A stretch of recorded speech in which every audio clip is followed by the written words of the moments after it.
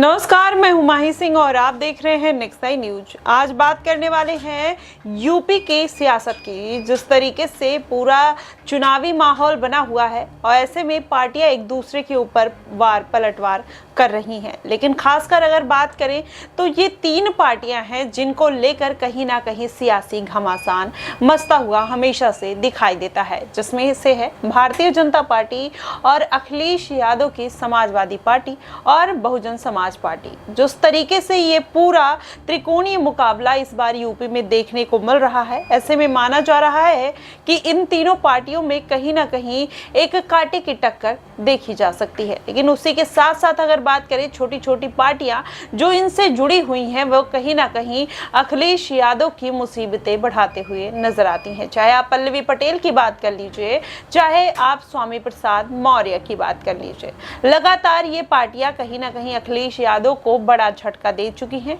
अब ऐसे में माना यही जा रहा है कि आने वाले दिनों में हो सकता है कि अखिलेश यादव को इससे खासा नुकसान देखने को मिले। लेकिन अगर देखें, इंडिया गठबंधन ने जब से अखिलेश यादव के साथ अलायंस किया है, तब से माना यही जा रहा है कि अखिलेश यादव फुल कॉन्फिडेंस में देखने को मिल रहे हैं।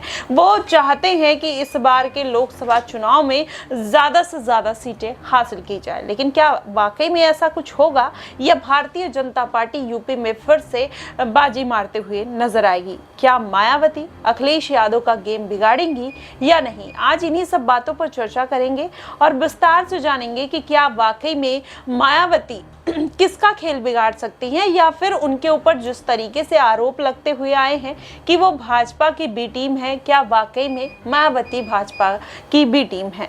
लेकिन अगर वहीं देखा जाए 2019 का पहले पूरा समीकरण, तो कहीं ना कहीं मायावती और अखिलेश यादव एक साथ गठबंधन में थे। मायावती ने ज्यादा से ज्यादा सीटें हासिल की थी, जिसमें से 10 सीटों पर मायावती ने जीत दर्ज किया था। वहीं अखिलेश यादव 5 सीटों पर रहते हुए नजर आए थे। लेकिन अगर इस बार मायावती अखिलेश यादव को समर्थन देती तो जाहिर तौर पर अखिलेश यादव की पार्टी सीटों में इजाफा कर सकती थी। और खासकर अगर आप देखेंगे, मुस्लिम और दलित वोट जिस तरीके से अखिलेश यादव से छिटकते हुए नजर आए, ऐसे में माना यही जा रहा है कि अखिलेश यादव को इस बार मायावती की वजह से खासा नुकसान देखने को मिल सकता है। वहीं मायावती की वजह से ही नहीं, आप देखेंगे पल्लवी पटेल हैं, स्वामी प्रसाद मौर्य हैं, तमाम ऐसे नेता हैं जो इस बार चुनावी मैदान में उतरे हैं। अब ऐसे में कहीं ना कहीं सबका जो नारा है वो पीडीए और पीडीएम को लेकर है, और ऐसे में पीडीएम को लेकर पल्लवी पटेल जोरों शोरों से आवाज उठाते हुए नजर आई, तो माना यही जा रहा है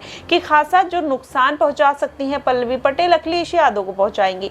और वहीं अगर बात कर लिया जाए तो स्वामी प्रसाद मौर्य भी इसमें पीछे नहीं है। लेकिन मायावती के साथ अगर पल्लवी पटेल या फिर स्वामी प्रसाद मौर्य जाते तो डायरेक्ट तरीके से पूरा जो वोट बैंक है वो मायावती के खाते में जाता हुआ दिखाई देता, और जाहिर तौर पर इसका पूरा खामियाजा अखिलेश यादव को भुगतना पड़ता।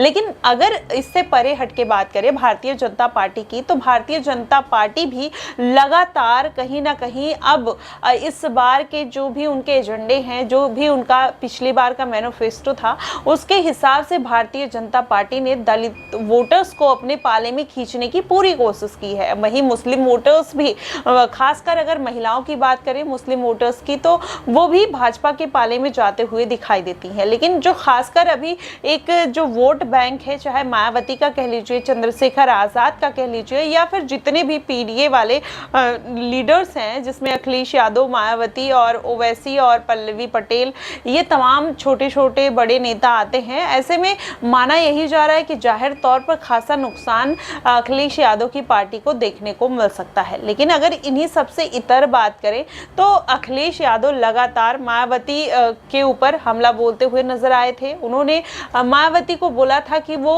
बीजेपी की बी टीम बनकर काम कर रही हैं, या फिर उन्होंने आकाश आनंद को लेकर भी हमलावर हुए थे। उन्होंने कहा था कि आकाश आनंद जिस तरीके से बात कहते हुए अपनी बात उन्होंने रखी, भारतीय जनता पार्टी के लिए जो भी उन्होंने जो कुछ बोला था वो एकदम सही बोला था, उसमें कुछ गलत नहीं है। तो ऐसे में अखिलेश यादव जब उनको सपोर्ट करते हुए नजर आए थे तो लग तो यही रहा था कि अब क्या आकाश आनंद सपा का रुख कर सकते हैं या अखिलेश यादव की पार्टी में शामिल हो सकते हैं, ये बड़ा सवाल खड़ा हुआ था। वहीं आपको बता दें जिस तरीके से ये पूरा माहौल बनता हुआ नजर आया, अखिलेश यादव मायावती के ऊपर लगातार हमलावर हैं। ऐसे में माना यही जा रहा है कि इस बार के चुनाव में कहीं ना कहीं अखिलेश यादव या मायावती उनको टक्कर देने वाली है, जिसकी वजह से अखिलेश तिलमिलाए हुए नजर आ रहे हैं। लेकिन इसके पहले आप ये वीडियो देखिएगा कि किस तरीके से अखिलेश यादव मायावती के ऊपर हमलावर हैं और भारतीय जनता पार्टी को लेकर निशाने पर लेते हुए नजर आते हैं। देखिए वीडियो। गिरती हुई पार्टी जो जिनका ग्राफ गिरते हुए चला जा रहा है, गर्त में गिरेगा जाके, अब नीचे जा रही है। कितनी नीचे पहुंचेगी इसका कोई हिसाब किताब नहीं है। और जैसे चरण आगे बढ़ रहे हैं, जनता का गुस्सा भी इनके खिलाफ बढ़ता चला जा रहा है। और ये देख लेना आप, जब 7वें चरण में चुनाव आएगा, जनता का गुस्सा इनके खिलाफ 7वें आसमान पर होगा।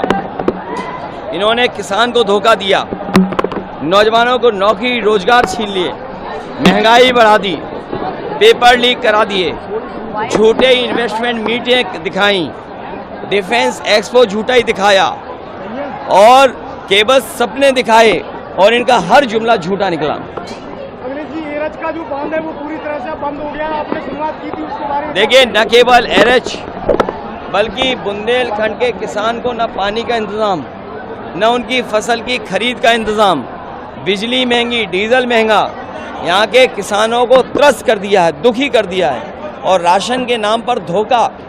इसलिए बुंदेलखंड के लोग इनके खिलाफ मतदान करने जा रहे हैं। बुंदेलखंड के लोग ये पहचानते हैं कि उनका राजनीतिक दुश्मन कौन है।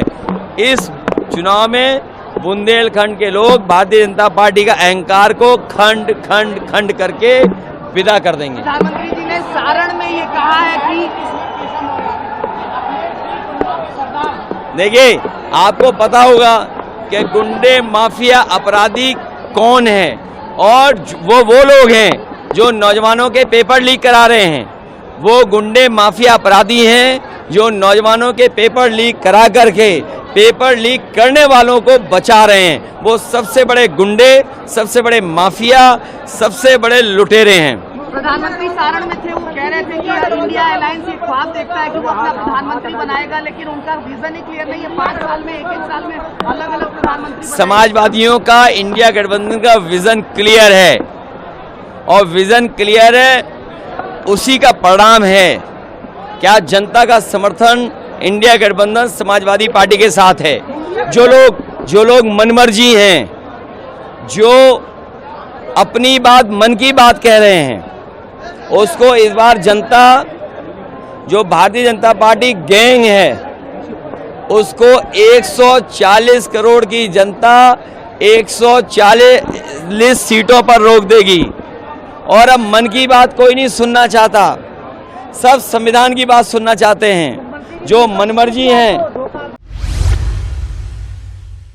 तो देखा आपने किस तरीके से अखिलेश यादव मायावती और बीजेपी के ऊपर हमला बोलते हुए नजर आते हैं। खासकर आप देखेंगे ये कोई पहली बार नहीं है जब अखिलेश यादव इस तरीके की बयानबाजी करते हुए नजर आते हैं। इसके पहले भी अखिलेश यादव, चाहे भारतीय जनता पार्टी हो या मायावती की टीम हो, लगातार कहीं ना कहीं उन पर हमलावर है। तो ऐसे में यही बात निकलकर सामने आती है कि आने वाले दिनों में हो सकता है जब 4 जून को परिणाम आए तो वो परिणाम किसके खाते में आते हुए दिखाई देंगे। खासकर अखिलेश यादव ज्यादा से ज्यादा सीटें उन्होंने अपने पास रखी है, कांग्रेस को उन्होंने बहुत कम सीटें दी हैं। तो ऐसे में क्या इस बार के लोकसभा चुनाव में सीटों में इजाफा देखने को मिल सकता है अखिलेश यादव की पार्टी में, या फिर 2019 की तरह उनको फिर से बड़ा झटका लगता हुआ दिखाई देता है। आपको बता दें कि जिस तरीके से मुस्लिम वोट बैंक और यादव वोट बैंक अब अखिलेश यादव से चिटकते हुए नजर आए हैं, ऐसे में माना यही जा रहा है कि कहीं ना कहीं इस बार के चुनाव में अखिलेश यादव को खासा नुकसान देखने को मिल सकता है, क्योंकि यादव कैंडिडेट उन्होंने अपने परिवार के अलावा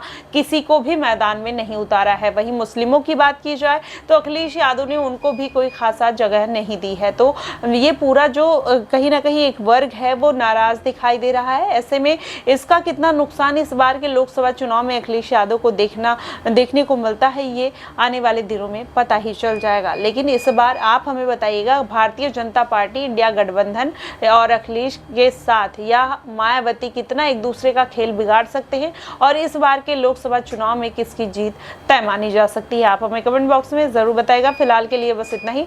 देश और दुनिया की तमाम खबरों के लिए हमारे साथ बने रहिए नेक्स्ट 9 न्यूज पर।